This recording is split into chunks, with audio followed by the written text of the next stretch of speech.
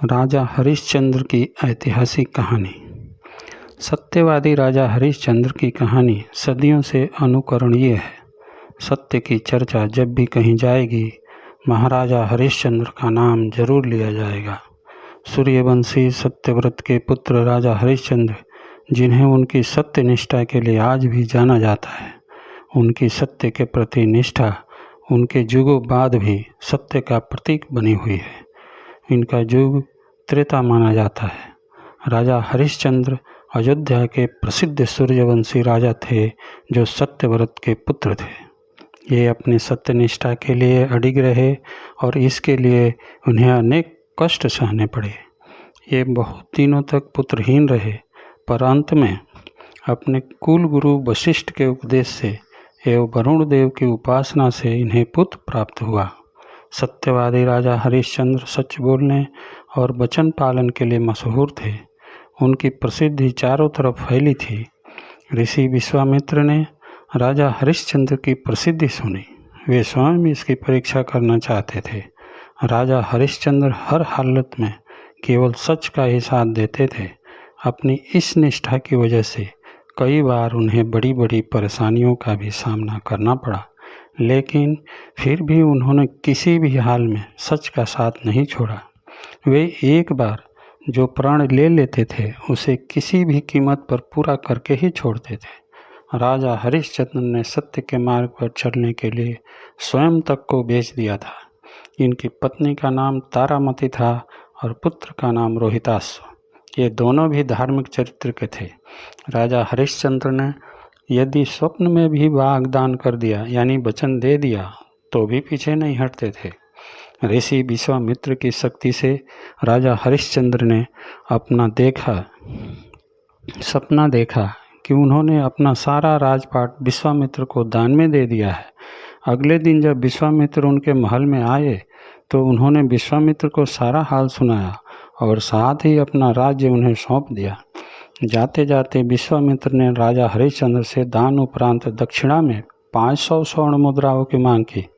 विश्वामित्र ने राजा को याद दिलाया कि राजपाट के साथ राज्य का कोष भी वे दान कर चुके हैं और दान की हुई वस्तु को दोबारा दान नहीं किया जाता। तब राजा ने अपनी पत्नी और पुत्र को बेचकर स्वर्ण मुद्राएं हासिल की, लेकिन वे भी 500 नहीं हो पाई।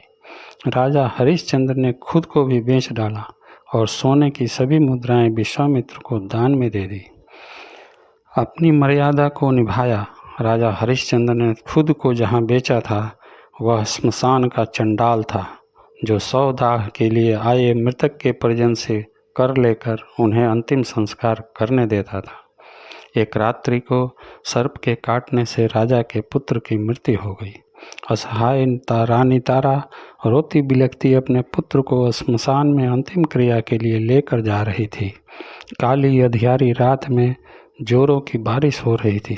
बादल गरज रहे थे, बिजली चमक रही थी और अभागन माता अपने पुत्र के शव को अकेली स्मशान लेकर पहुंची। वहां पर राजा हरिश्चंद्र ने रानी को बिना देखे ही स्मशान कर के लिए आदेश दिया। इतने में आसमान में बिजली चमकी, तो उस बिजली की रोशनी में हरिश्चंद्र को उस अबला स्त्री का चेहरा नजर आया। वह स्त्री उनकी पत्नी तारामती थी और उसके हाथ में उनके पुत्र रोहिताश्व का शव था।